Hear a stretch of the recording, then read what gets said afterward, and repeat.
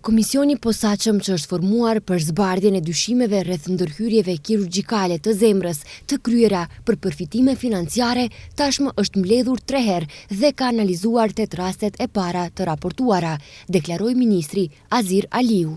Në takimin e parë u krijua metodologjia e punës, ndërsa në takimet pasuese u analizuan 8 rastet që kishim. Nuk do të deklarohem derisa të përfundojmë me analizën e çdo rasti, tha ministri Aliu. Ai shtoi se raporti përfundimtar do të publikohet në faqen zyrtare të Ministrisë së Shëndetësisë dhe përveç komisionit vendor, në këtë proces janë përfshirë edhe 3 ekspertë ndërkombëtar nga Slovenia, Italia dhe Austria, të cilët pritet të marrin pjesë edhe fizikisht në takimet e ardhshme.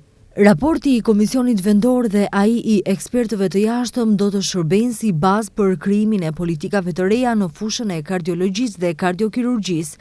Detyra e komisionit është të paraqesë realitetin, më tej institucionet përkatëse do të veprojnë sipas ligjit, theksoi Aliu.